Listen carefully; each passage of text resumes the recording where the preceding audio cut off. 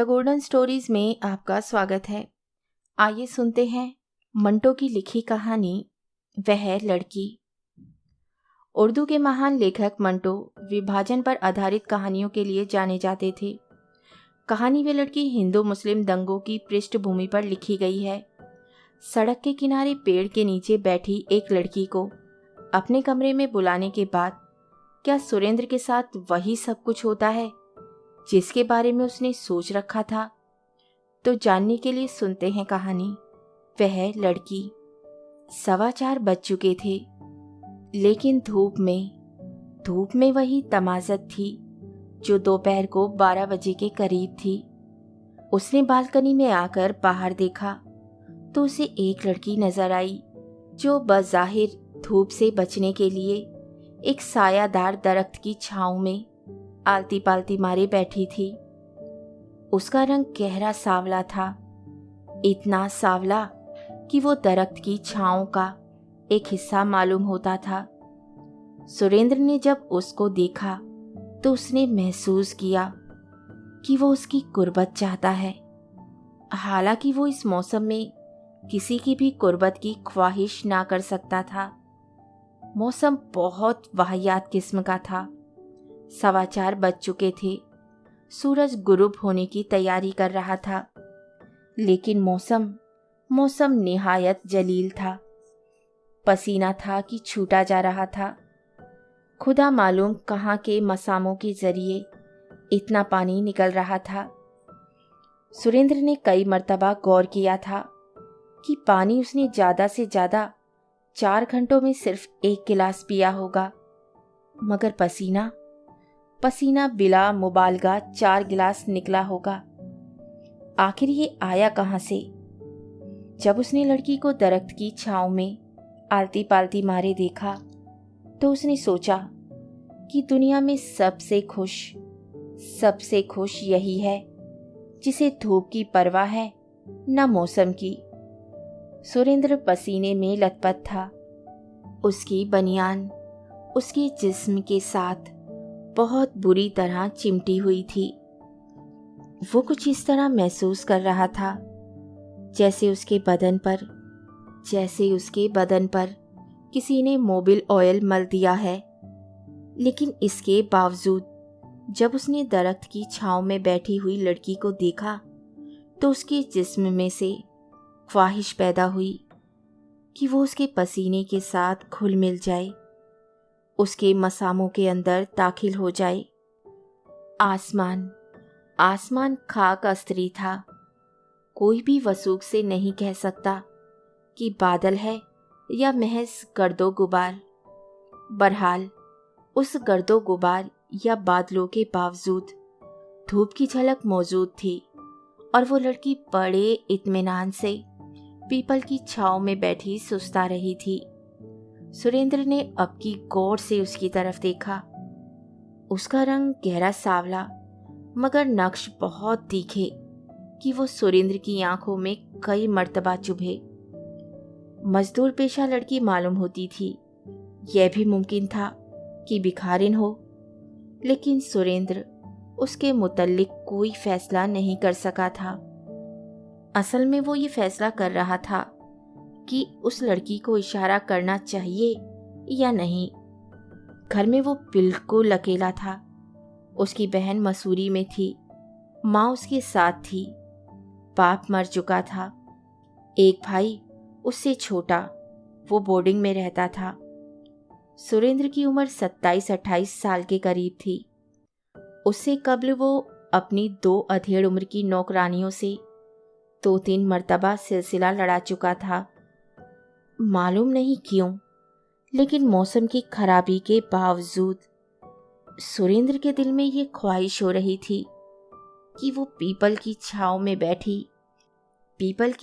में बैठी हुई लड़की के पास जाए या उसे ऊपर ही से इशारा करे ताकि वो उसके पास आ जाए और वो दोनों एक दूसरे के पसीने में गोता लगाए और किसी नामालूम जजीरे में पहुंच जाए। सुरेंद्र बालकनी के कटघरे के पास खड़े होकर जोर से खकारा, मगर लड़की मुतवज्जे ना हुई। सुरेंद्र ने जब कई मर्तबा ऐसा किया और कोई नतीजा बरामद ना हुआ तो उसने आवाज दी, अरे भाई जरा इधर देखो। मगर लड़की ने फिर भी उसकी तरफ ना देखा।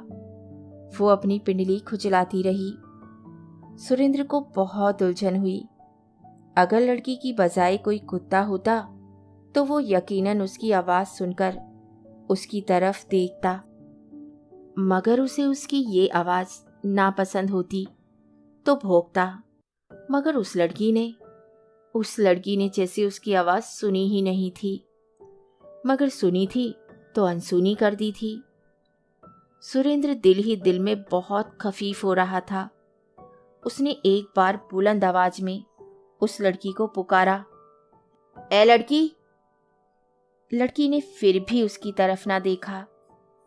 झुंझलाकर उसने अपना मलमल का कुर्ता पहना और नीचे उतरा। जब उस लड़की के पास पहुंचा तो वो उसी तरह नंगी पिंडली खुजला रही थी। सुरेंद्र उसके पास खड़ा हो गया। लड़की ने एक नजर उसकी तरफ देखा और सलवार नीची करके अपनी पिंडली ढांप ली। सुरेंद्र ने उससे पूछा, तुम यहाँ क्या कर रही हो? लड़की ने जवाब दिया, बैठी हूं। क्यों बैठी हो? लड़की उठ खड़ी हुई। लो, अब खड़ी हो गई हूं। सुरेंद्र बौखला गया। इससे क्या होता है? सवाल तो यह है कि तुम इतनी देर से यहां बैठी कर क्या रही हो? लड़की का चेहरा और ज्यादा सांवला हो गया। तुम चाहते क्या हो? सुरेंद्र ने थोड़ी देर अपने दिल को टटोला। मैं क्या चाहता हूं? मैं कुछ नहीं चाहता। मैं घर में अकेला हूं। अगर तुम मेरे साथ चलो तो बड़ी मेहरबानी होगी। लड़की के गहरे सांवले होठों पर अजीबो गरीब किस्म की मुस्कुराहट नमूदार हुई। मेहरबानी? काहे की मेहरबानी? चलो। और दोनों चल दिए। जब ऊपर पहुंचे तो लड़की सोफे की बजाय फर्श पर बैठ गई और अपनी पिंडली खुजलाने लगी। सुरेंद्र उसके पास खड़ा सोचता रहा कि अब उसे क्या करना चाहिए।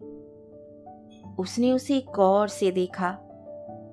वो खूबसूरत नहीं थी, लेकिन उसमें वो तमाम कोसे और वो तमाम खुतूत मौजूद थे जो एक जवान लड़की में मौजूद होते हैं। उसके कपड़े मैले थे, लेकिन इसके बावजूद उसका मजबूत जिस्म उसके बाहर झांक रहा था। सुरेंद्र ने उससे कहा, यहाँ क्यों बैठी हो? इधर सोफे पर बैठ जाओ। लड़की ने जवाब में सिर्फ इस कदर कहा, नहीं। सुरेंद्र उसके पास फर्श पर बैठ गया। तुम्हारी मर्जी। लो, अब ये बताओ कि तुम कौन हो और दरख्त के नीचे तुम इतनी देर से क्यों बैठी थी? मैं कौन हूँ और दरख्त के नीचे मैं क्यों बैठी थी, इससे तुम्हें कोई मतलब नहीं। लड़की ने ये कहकर अपनी सलवार का पांचा नीचे कर लिया और पिंडली खुजलाना बंद कर दी। सुरेंद्र उस वक्त उस लड़की की जवानी के मुतल्लिक सोच रहा था। वो उसका उन 2 अधेड़ उम्र की नौकरानियों के साथ मुकाबला कर रहा था, जिनसे उसका 2-3 मर्तबा सिलसिला हो चुका था। वो महसूस कर रहा था कि वो उस लड़की के मुकाबले में ढीली ढाली थी, जैसे बरसों की इस्तेमाल की हुई साइकिलें। लेकिन इसका हर पुर्जा अपनी जगह पर कसा हुआ था। सुरेंद्र ने उन अधेड़ उम्र की नौकरानियों से अपनी तरफ से कोई कोशिश नहीं की थी। वो खुद उसको खींचकर अपनी कोठरियों में ले जाती थीं, मगर सुरेंद्र अब महसूस करता था कि ये सिलसिला उसको अब खुद करना पड़ेगा। हालांकि उसकी तकनीक से कतात नावाकिफ था। बहरहाल उसने अपने एक बाजा को तैयार किया और उसे लड़की की उम्र में हमायल कर दिया। लड़की ने एक जोर का झटका दिया। ये क्या कर रहे हो तुम? सुरेंद्र एक बार बौखला गया। मैं कुछ नहीं कर रहा।